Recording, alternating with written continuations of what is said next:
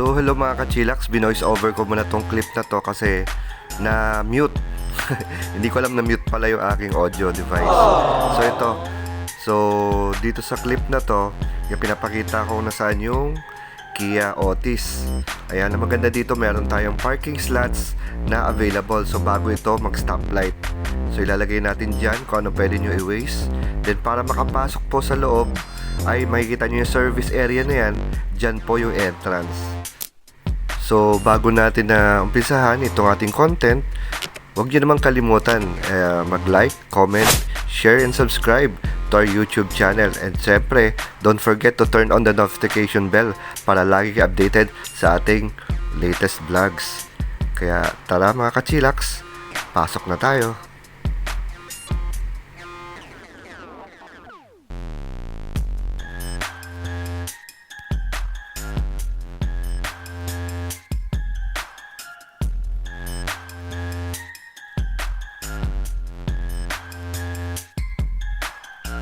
So yun, nandito pala si Sir. Ayan. Sir, pakilala ka naman. So, hello mga ka-chillax.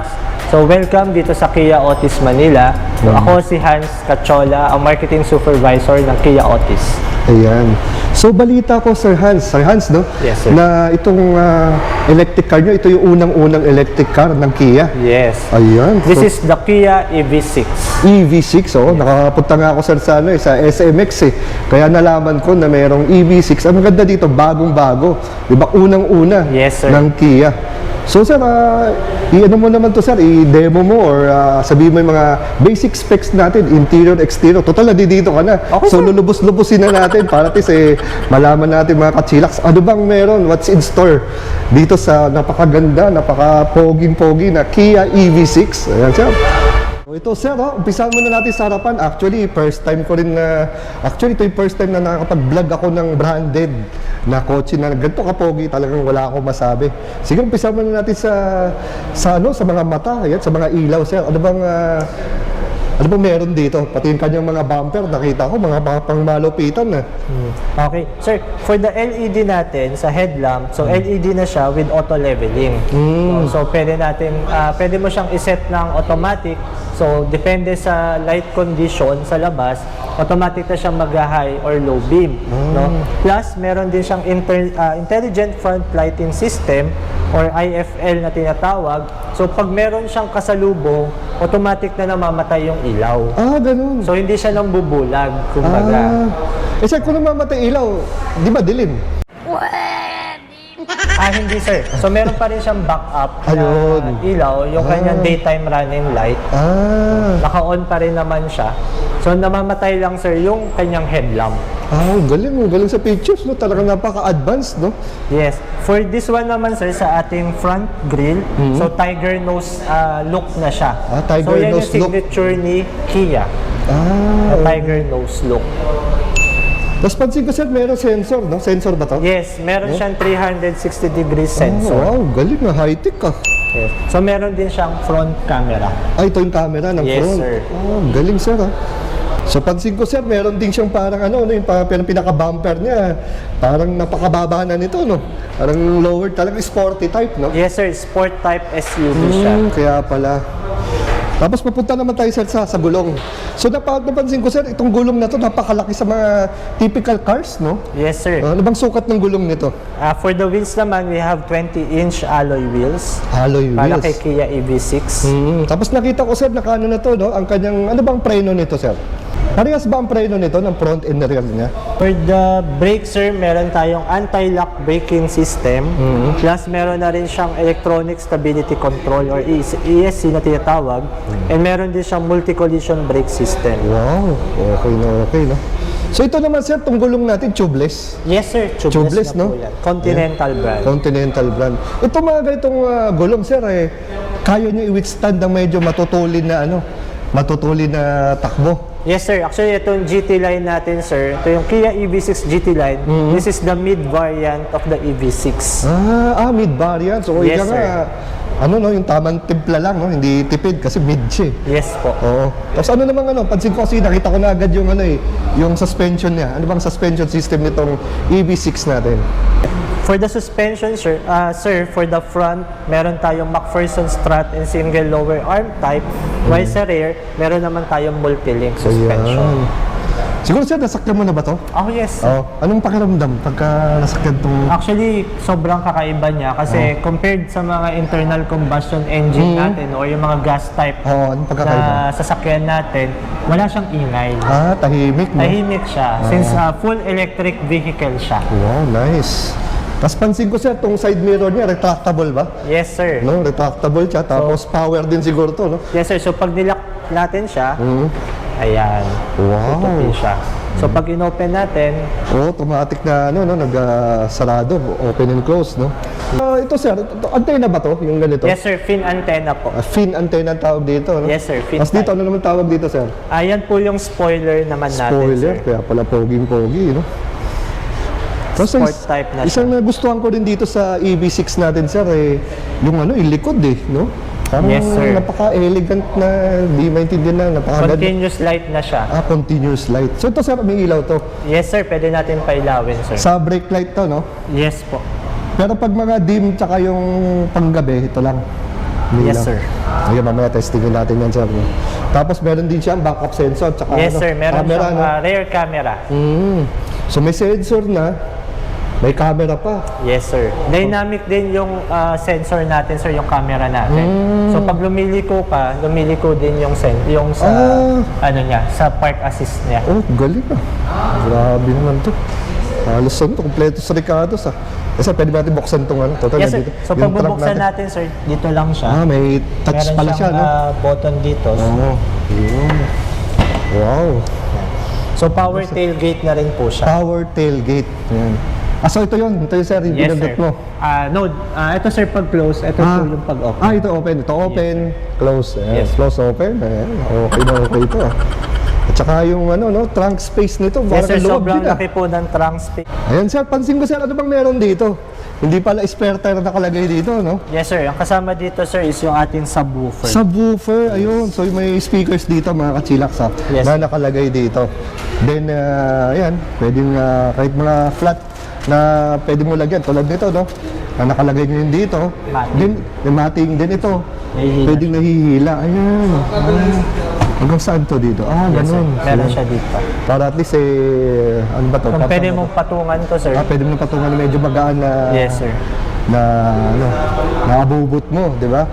Tapos, Tsaka yung sa flow din ng aircon, para maganda rin. okay. Kasi ang tendency niyan, pag ito nakabukas, so yung flow ng aircon hanggang dito. Hanggang dito, no? Gusto ko Tama. yan. Oo. Tapos pansin ko sir, nandito yung lever, no? Para Yes, for the 60-40 folding natin. Ayun, no? Kita niyo yun? Ayan, ha? For this side, dito naman siya. Diyan naman siya. Ayan. Yung pala yun, lever. Mga kachilaks, lever So pala. para sa additional capacity natin, sir, pwede yan. Tapos sa napansin ko, meron din parang dito, no? Parang ba to? Yes, sir. Cigarette Meron tayong socket, 12 volts din. 12 volts na, pwede mag-charge din dito. Yes, sir. Yung mga nakaupo sa likod, no? Para hindi na sila lalayo dun sa harapan. Yes, sir. Dito sila sa likod mag-ano ng kanilang mga cable. Ayan. Although meron din tayo dun, sir, sa mga front seats. Sa likod ng mga Meron front seats, meron tayong Meron, Type-C. no? Sige, punta rin tayo doon. So, saan nga pala, kanina pala sir, nakalimutan natin, parang daanan ko yung kung saan nagpa-charge. Okay. Saan ba yun, sir? Ito, sir. Ayun, ito pala yun. Yan. Ayan. So, dito pala yung pinaka, no, charging port niya. Yes, sir. So meron tayong Type 2 na charger Type 2. for the AC. For the DC naman, sir, CCS2. So it's a universal charger na.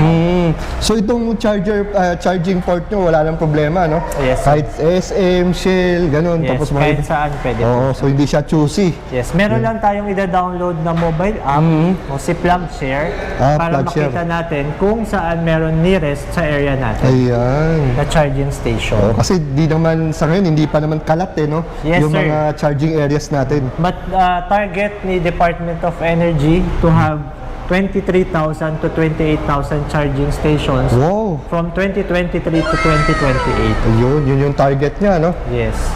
Ano? Ayan, para ibalik yung ating, yung backrest natin. Dito, no? May lever para ibalik. Ayun. Ay, yung back ano lang rin. Tapos meron na din siya dito. Galing. Yun. Tapos meron pang yung ano no, sa armrest sa gitna with cup holder. Ang ganda. Oh. Napaka ano naman ito. Luxurious yung dating. Lahat nandito na, kompleto sa Ricardos. Ayan. Sige sir, bago pa tayo pumunta sa harapan, total nasa likod na tayo. Sir, napansin ko may mga USB slot dito, no? Yes sir, gaya po ng sabi ko kanina, meron tayong Type-C na Type-C? USB charger. Oh. So sa mga Apple users, yan, meron tayong chargers na dyan. Tapos dito may lagayan din siya dito, no? Yes sir. Pwede mga For the magazine, small luggages natin. mga papers. Yes. Ang ganda rin ng kanyang upuan, no? Fabric to, sir, no? Vegan leather sir. Tawag, sir? Vegan leather. Vegan leather. Yes sir. Ano to sir ito? Vegan leather with fabric siya. Ayun. So ventilated din yung seats natin for the rear seats natin. So nandito yung control. Oo. Yes sir. Meron din dyan sa kabila. Ano to, sir? Control ng? Ventilation ng upuan. So kung halimbawa, giniginaw ka, pwede ka magpainit ng upuan. Ganun? Dito? Yes sir. Okay. Ngayon ko lang to na kailangan ko naka-encounter na. Anong tawag sa ganito, sir? Ventilated seat sir. Ventilated seats? Yes po. Okay yun, bago yun mga kachilax. Hindi ko talaga alam yan. Ventilated seats. So ito pwedeng uminit, ganun, sir? Yes sir. So ito sir, yung mga Uminit o materials. pwede rin lumamig? Pwede rin sir. Okay So ito na, sir. Ngayon ko lang naka-encounter ventilated seats. Ayan. Galing Ulibs ako dun Sige sir, sa harapan naman tayo. Before sa harapan, napansin ko nga pala sir, dito sa likod may Yes, nandito na rin yung rear aircon natin. Rear on the side. aircon vents. Yes, meron. So, hindi kawawa yung mga taong nakaupo dito sa likod. So, meron din silang rear aircon. May sarili silang parang pinaka-blower dito nalalabas. Yes, sir. Para hindi naman yung tipong puro sa harapan na lang. Paano kung nakatapat lahat sa kanyang aircon, di ba? Kawawa naman sa likod. Yes, sir. Ayan. So yun sir, ano man makikita natin dito sa dashboard? Yan. Actually sir, yan ang pinakakaantay ng mga buyers So, pwede natin siyang i-start. Sige sir, paano natin i-start? So, ito pwede natin sir, una pakita muna natin yung upuan. So, ito yung susi Yan. natin. So, lagay lang natin siya dito. Yun, ito pala kasusi niya. So, yan. So, automatic na lalapit yung upuan based dun sa initial na nakaset. Kung ano yung nakaset, no? Yes, Para so may pwede siyang driver 1 or driver 2. Yung sa set natin sa upuan. Tapos kung makikita natin sir din sa bandang pedal, so yung logo na makikita nyo is a plus and minus. No? So meaning doon, plus for the accelerator, minus for the brake. So to start, apak lang tayo sa brake. Then click lang natin to ng once. Wow. Parang game console May mga chillax. It's already to drive na. Ayan, so ready to drive. So, open natin yung aircon. Bali sana, bago natin umpisa ulit, saan yung pinaka, nito, yung parang handbrake, ganun, parang foot brake? Yung handbrake natin sir is ito na. Saan sir? Ito yung shift na natin sir. Yun na yung pinaka-brake niya. Yes sir. So kung naka-park, pipindutin lang. Kung gusto natin siyang i-disengage from park. Pipindot lang. So wala siya parang the typical handbrake, foot brake, wala. Ito na mismo yung park niya. Yes sir. Wow, okay So yung mga kachillax, napaka-elibs naman tong EV6 nila. So dito sir, sa dual screen na siya. Dual So screen, makikita natin. So ito yung instrument panel and this one is the infotainment panel. So parehas makikita natin kung ilang percent na lang yung battery natin and kung ilang range na lang yung kaya niyang takbuhin based on the battery. So right now we have 27% on the battery. So it can reach up to 120 kilometers max. Depende pa rin po sa road condition and driving habit natin. Tama. So ang maganda dito sir, katulad ng pinagkwentuhan natin prior pa before the vlog, no? So kasi syempre nasa kotse ka, minsan nakakaligtaan mo na naku po, yung battery ko napakababa na. 'Di ba? Gaano pa kaya kalayo kaya nito? 'Di ba yung mga madalas na Yes, sir. nitong 27%. Dito kahit papaano meron namang guide. Yes sir, meron tayong guide. So for example sir, itong EV6 natin, binyahe siya from SMX pabalik dito sa Kia Otis, nasa around 2% lang siya ang nabawas sa battery. From BGC to Kia Otis, 5% naman. No? And from Otis, Manila, Kia Otis, Manila to Clark Speedway, nasa 15% naman. Ayan. So sir, dito naman sa ano natin sa manibela. Sige sir, ano bang makikita natin dito sa mga pindutan dito katulad niyan? Okay, sir. So for on the left side, so meron tayo ditong lane keeping assist. Lane keeping assist. Ano ba ibig sabihin ng lane keeping assist, sir? Okay. So for example, sir, we're driving on the highway, no? May kita naman natin merong mga guhit sa mga highway natin, no? So pag na-detect ng gulong na tumatama ka na, sir, sa linya, automatic siya magwa-warning sa'yo. Tapos, medyo matigas yung sa manubela, automatic niyang ibabalik. Ibabalik. Yes. Galing yun, oh. Ayun, sir. Tapos, meron din tayong forward collision. Ayan, yung forward collision naman ibig sabihin Yes, niya. sir. So, once na merong kotse sa harap natin, so madedetect din niya. So, magwa-warning din siya na malapit ka na dun sa kotse mo sa harap. Wow, grabing mga security features nito. Yes, sir. Then next, meron tayong cruise control. Cruise control. Yes, sir, for this one. Yan, alam ko na yun. Then meron tayo for the menu. Yung menu, oh. Yes, and on the right side naman, sir, we have for the infotainment naman. Ayan. So for the music select, tapos yung volume up and down natin, then accept ng call, tapos gusto nating touchless tayo, no, since we're driving, so favorites mo, click mo lang din dito, lalabas. Then different mode sa infotainment natin. Wow. So, pakita nga natin sir, sa mga kachilax natin yung pagbabago-bago nung screen dito. Okay, Ano so- ba yung pinindot ni sir kanina? So ito, up lang natin to. So ayan, punta natin siya. Ganyan, paano nagbago? So Ayun. yan, Ayan, oh. gamitan natin yung drive info, tire pressure, yan, for the forward collision and lane keeping naman siya. So dito sir, no? Masasabi ko kahit pa napaka-detailed niya, no? Yes, sir. Napaka-detailed nung screen. Wala akong masabi. Tapos dito sir, nakita ko nagbago-bago din yung itsura dito, no? Ano ba yung pinindot ni sir dito? Yes, sir. So for this one, naka-aircon mode tayo. So Aircon if you mode. click this one, for the media naman. Ayan, naka-media naman, no? Yes. Nagbabago talaga yung So tap lang natin, yan, to change aircon. aircon mode. Tapos for the media, Ayun. touchscreen din siya. Then this one yung sa infotainment screen natin. Galing. Touchscreen din siya. So yan, Wow. yan yung sa settings natin. Still. So meron tayong battery range, meron din tayo sa infotainment. Tapos dito naman sir, parang napansin ko kanina nito. Yes, Para saan meron to? tayong reverse parking assist. no? Reverse parking assist. Yes, sir. So kung madedetect niya kung meron tayong mababangga sa likod. So pwede natin siya ipakita. So shift lang natin siya into there. Ayan. So ayan. So merong tayo nakaharang sa likod natin. So makita natin magwa-warning siya. Ayan. Ayan, ano din siya.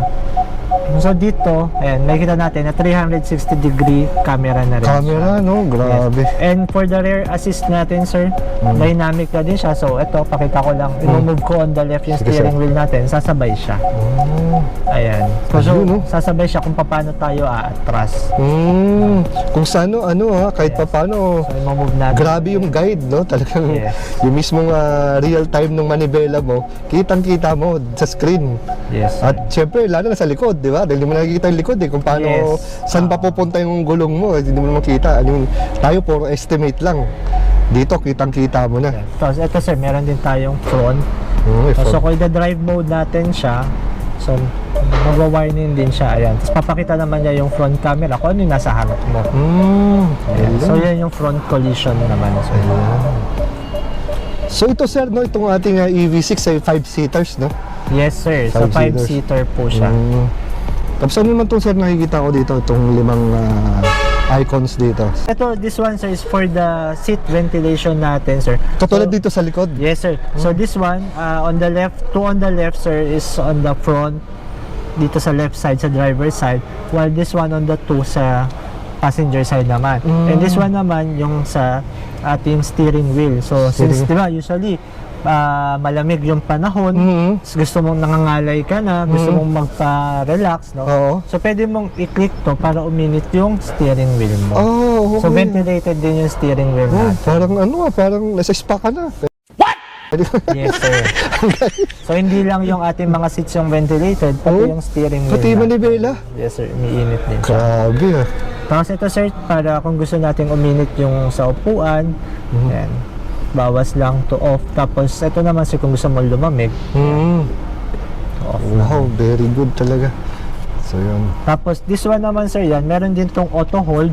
So meaning pag nag full brake tayo on the traffic, automatic siyang mag-engage to park, to parking brake, no? Ayun. Then for this one, ito yung sa ating camera view. Camera view. Ayun. Yes. Isa rin na dito sa kaliwa natin. Okay sir.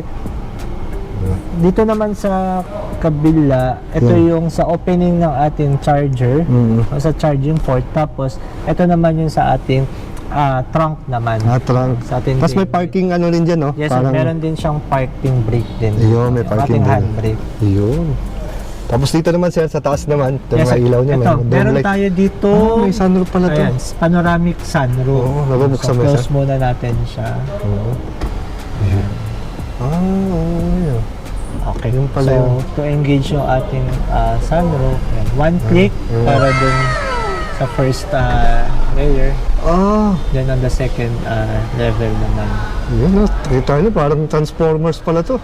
Autobots pala to eh. For the light naman, touchscreen din siya. Ayan. Okay, ilaw mismo yung hawakan. Oh, pwede rin naman ito, yung the usual na mode natin. Ayan, kung dalawa. Kung sa door naman, pag may open na pinto, since may open tayong pinto, so pag sinama natin, namamatay siya. Yun. Ako masabi ito sa EV6 ah. Ang lupit ah.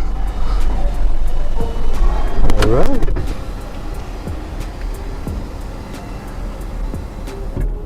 Yan sir. So naman ito naman sir lahat no ay power windows, power Yes sir, nandito lahat. So yung lock natin, so nandito sa driver side, then dun sa ating retractable side mirror, nandyan din to adjust, no? Tapos yung ating power window din. So this one is sa front. This one is yung ating sa driver passenger side. Ayun. Tapos we have din sa ating rear. Sa rear no. Yes. Yan, power lahat mga kachilax. Wala ka na ano dito. Walang mano-mano dito. Lahat dito, power. Grabe. Nasa hood, mga kachilax. So naman makikita natin sa under the hood. Okay. So sa under the hood, so ito meron tayong additional space. Cargo space. So imbis na engine, ano no, parang storage compartment na rin, no? Yes, sir. So meron tayo dito, ito yung kasama niya na single phase na charger. Pwede natin isaksak sa mga bahay natin. And this one, meron din siyang kasamang tire mobility kit. Ayan, ano ba makikita natin sa tire mobility kit? For the tire mobility kit, so meron tayo ditong sealant, plus yung ating Pambomba, no? pambomba. Tapos may kita dito yung kanyang tire pressure. Kasi dito sir, no, para malaman din nila, walang spare tire. Yes, sir. Wala tayo. Kaya ito na lang, yung tire sealant na lang. Yes, sir. Okay. Tapos meron din tayong pang tow. Yun, pagka ano, sakaling pantow. Pwede kasi tayo, sir, maghila ng additional cargo. So, kaya din siya ni EV6. Kaya ni EV6, no? Yes, sir. Ayun. Galing. Tapos, meron din tayong 12 volts na battery. No? Ito yung battery niya. Yes, sir. So, meron tayong 12 volts. So, iba pa yung battery talaga ni EV na ion. So, for this one, for the accessories siya. Naman. So, for the aircon, yan. Ito yun, itong 12 volts na to. Yes. Siguro itong mga fuse box na to, no? Yes, sir. Then, meron tayong coolant din. Coolant. And water for the yung washer fluid. ating washer fluid. Yun. So ito yung nasa under the hood natin. Nice. So yan mga kachilax, natapos na natin yung mga mga interior and exterior. Syempre yung mga pagkukulang namin, basahin nyo na lang sa brochure o kaya sa kanilang page. So ito, magtanungan muna kami ni Sir Hans. Ayan. Sir, madalas dahil EV nga to, di ba? Mga frequently asked question. O kahit ako, paano naman sir yung mga katulad yan? Umuulan, bumabaha. Ano naman ang pros and cons? Ano ba dapat gawin? Okay, sir. So, gaya ng typical din, sir, na mga sasakyan. So, pag during umuulan or alam mo meron tayong pupuntahan na bahaing lugar, So safe pa rin sir is yung half the tire level natin. Half the tire level. Yes sir, kasi itong EV naman natin sir is para siyang cellphone. Meron siyang IP68, di ba? Yung sa Ayun, mga IP60. cellphone. Okay, para mga water resistant pa Water rin. resistant. So, hindi naman, so lahat ng mga parts natin, internal parts natin, are covered naman siya and secured naman. No, so regardless, kahit na bumaha, as long as half the tire, kaya naman ni EV6. Ayun. Siyempre, ayaw pa rin naman natin na isugal yung Tama, ating syempre. sasakyan. Just like a normal gasoline car din naman siya. No, kagandahan na sa kanya, wala siyang papasukan since wala siyang tambucho. So, yung parang sa exhaust, diba? Yun Yes. kasi hinihigop sa mga gasoline powered vehicles, diba? So, yun. So, ito naman yung sa battery, diba? Katulad yan, paano naman tayo makakasigurado na siyempre limited ba? I mean, katulad yung saksakan ba nito compatible sa Shell, sa SM? Yes sir, compatible to the most gasoline stations na merong EV charger and malls na merong EV charger, no? So for example, sa SM malls, meron silang 7 kilowatt na charger station. So our EV6 can charge from 10% to 100% with an 7 kilowatt output, no? Mga ilang hours po yun? 12 hours on a 7 kilowatt output, no? While for the for Ayala malls and offices, meron silang 22 kilowatts naman na charger, no? So yun naman sir, up to 4 hours naman. No? Then meron tayo sa Shell, yung fast charging natin sa Shell, no? Sa SLEX, no? Meron silang nasa around 240 kilowatts naman, no? So it can charge, no, para siyang fast charger ng cellphone. So Siyempre, in a minutes lang pwede na siyang ma-full charge. Ayun. Tsaka siyempre, pag may mga pit stop tayo, medyo alanganin na ng konti yun. Para di tayo kabahan, pwede tayo mag-pit stop para magpa-charge, no? Yes. Just to give an idea lang, no? So just like a typical cellphone, no, it has a lithium ion battery. Ayun, No? lithium. So meron siyang on a 100% full charge, meron siyang 77.4 kilowatts no, na battery capacity, no, which can travel up to 528 kilometers no, on a one full charge. So pwede tayo magbalikan ng Baguio. Ganun kalayo, no? Yes sir, but always syempre depende pa rin po sa ating road condition and driving habit. Tama, no? tama. Although pagdating naman natin ng Baguio, meron tayong charging stations doon. No? Like for example sa SM Baguio. So sir, balik ulit tayo doon sa ano bang para maximum nito, yung power or watts? Okay sir, for the maximum output, meron siyang PS na 229 and RPM na from 4,600 to 9,200. While ang kanyang maximum torque naman, kanyang Newton meter per RPM is 350, no, and with an RPM of 4,400 naman. So ganun siya ka-powerful, no, yung ating Kia EV6 GT line. Tsaka ba yung sinabi sa akin sir, no, ano yun sir mo, yung sa mga ibang review, no, yung nare-reach niya yung top speed, ilang seconds lang? Yes sir, from 0 to 100, kaya niya at 7.3 seconds. So, and it has a top speed of 188 kilometers per hour. So in other words, no, kahit papaano sir, doon pala sa mga data na ibinigay mo, kahit na 5 sakay papuntang Baguio, kaya niya sir. Walang problema sa bitin. Yes sir, kasi meron tayong 3 driving mode, no. So ito sir, click lang natin. Nga pala, may driving mode pala, yes, no? Sir. Click lang natin to. Yeah. So pwede siya ng sport. Ayun. So mag-iiba din yung ating ambient light, nagiging pula. Then meron tayong eco, then meron tayong normal. Ayun. Tapos may sports pa. Yes sir, meron tayong sport. Kung gusto natin na aggressive, no? Aggressive, no? For the truck. Pero madalas siya, siyempre, understandable naman, pag tayo gumamit ng mga sport, siyempre, ikli ang range, di ba? Yes sir, diba? ikli ang range. So for example, this one, naka-eco tayo. At 27% battery, it can reach up to 119 kilometers. Kung babaguhin natin siya into normal, bababa siya into 117 kilometers. And kung gagawin natin siyang sport, bababa siya to 113 kilometers. So yun mga ka-chillax, nakita nyo, dati kanina, 17 ba sir? 117. Oo, ngayon 113 kasi kung gusto nyo gumamit ng sport, syempre, mas mababa yung range. Ayun, galing. Galing nitong EV6, napaka-powerful at ang kanyang amenities, wala akong masabi talaga. Yes. Kompleto sa Ricardo's. Then meron tayo sir tinatawag na Smart Regenerative Braking Ayun. System. Ayun. Alam mo na ibig sabihin nun, sir, sa mga hindi nakaka... Okay. So this one, yung ating EV6, automatic din siya nagcha-charge, no? Once we disengage sa ating accelerator. No? So automatic siya na nagcha-change siya from consumption to charging. Nakita ko pala doon sa brochure, no? Siyempre, alam naman na natin na ito ay isang EV. Ano naman ang warranty para sa battery? Okay. So unahin muna natin for the vehicle itself. The vehicle muna. Meron tayong 5-year warranty or 160,000 kilometers, whichever comes first. And for the battery naman, meron tayong 8 years battery warranty or 60,000 kilometers, whichever comes first. Ayan. Then, meron tayong 24/7 roadside assistance. Ayun, yun. Yun yung kagandahan. And Yun. for the battery, meron siyang 10 years battery life. But of course, depende pa rin po sa ating charging habit. Like just normal cellphone, no?